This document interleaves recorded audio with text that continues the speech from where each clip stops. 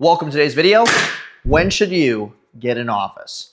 Okay, right now we're in Phoenix, Arizona. We have an office. Okay, we're growing it drastically. We actually have to freaking break down the wall because we're growing so fast. And in the beginning, about 3 to 4 years ago, I got myself an office when I didn't even need it, and it caused me to lose over $400,000. I'm going to break this down for you, why that was a huge mistake, and when you should be getting an office. So first off, you need to realize what the office is even for. Because here's the thing. People get an office for 2 reasons. Okay, I would put the 2 here as ego and status. Most of them get an office because they want to feel cool. They're like, hey, I'm going to get an office. We're going to have a cool location. Our logo and shit's going to be on the building. Like, this is really exciting and cool. Both of these things, no one cares about except you.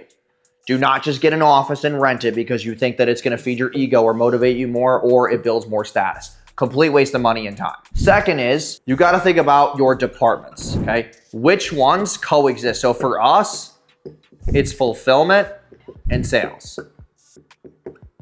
Does leadership really need to be there? That depends on your business. That depends on, your customer journey, your processes, your SOPs, whatever that looks like. What two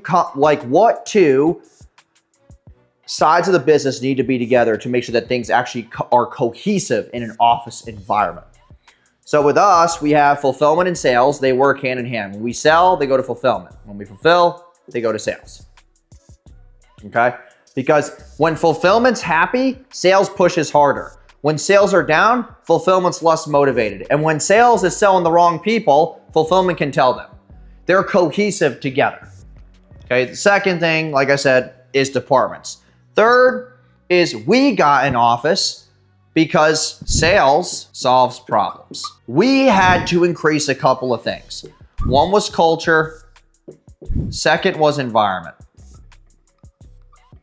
Okay.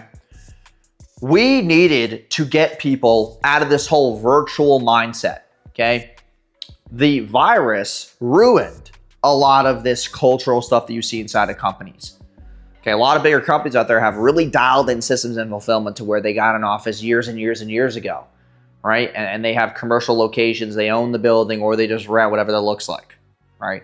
But for us, we had to realize that sales solves problems. So we just decided to put our sales team in an office first. We needed to build better culture. We needed to have a better environment, okay? We needed them to see the mission, okay, and the value of what they were a part of.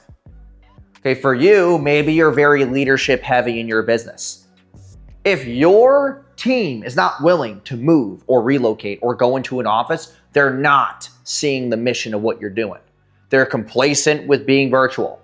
They're complacent. It's not going to help you with growth. Okay, the office allowed us to have our sales team in-house, okay, to build culture, to have a better environment, and to be a part of the mission and value that we're providing for our clients and their own careers. And then number 4 was entity and tax. What do I really mean by this is when you have a real business entity that's paying a lot in taxes, and I should really preface this, in my opinion, you want to be above $5 million a year. In my opinion, you should not get an office until you're at $5 million a year. That means you're at about 400 grand a month. You probably have a team of 20 to 35. You're in that growth phase where you really need to start buckling down on where most entrepreneurs completely drop off, which is 1 to 3 million. It's one of the biggest break points in the business.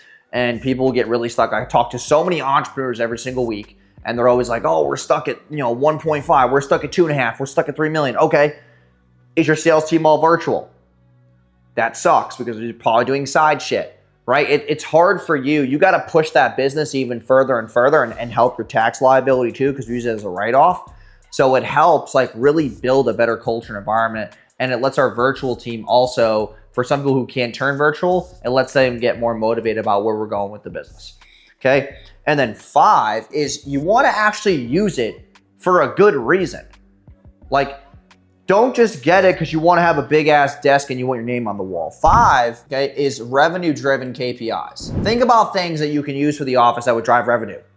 Client meetings. We use them for workshops where we host 8 to 10 business owners in a room that paid $997 and we'll fill up that room for $10K They already paid for the office rent for the month. And we use that to ascend them.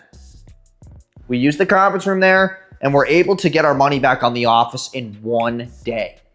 Make it make sense. Don't just do it for the ego and the status. Do it for things that you know you can shape around the business. We took it and said, okay, we have an office. Our office is not crazy big right now. We pay almost $6,000 a month. We need to make $6,000 back. Where are we going to get that from? Well, we are going to get it from clients who want to be a part of our environment, culture, and mission. So we're going to build a workshop and we're going to get them in person. And we needed to find a way to actually justify the office, which is because with sales, right? If you were able to increase your show rates 10% because you had a setter in person or an SDR, or your close rates went up by 5% because they're more motivated by the culture and environment and the mission. That 5%, if you're making $400,000 a month, is $20K a month. That 5% constitutes your budget for an office. I actually had to look at what KPI would improve the most, and it would make sense or not. So that's when I would say are the key indicators to answer your question of when should you get an office. And also, you have to think about your fulfillment and SOPs, and that would be the last one here. Okay, fulfillment and SOPs. If you don't have a reason to grow, and you are not consistently hiring and hiring and hiring, and your revenue per employee is higher, there's no reason to get an office because you've already systemized everything. But if you're always going to keep increasing fulfillment, you're always going to keep putting gas in the fire, you know there's going to be new departments, new products, then it's also time for you to get an office as well so you can actually have your self over their shoulder, making sure that shit's getting done correctly. Because I'll tell you right now, fulfillment will get it a lot better when you can look over their shoulder and make sure people are being accountable. The online virtual stuff, people are doing side shit. They're too distracted. They're watching YouTube. They get a text from a friend. They leave work half an hour early because they want to get dinner with their friend. They bullshit. Okay. And that's why you want to get an office too, to just have better KPIs and just look over their shoulder.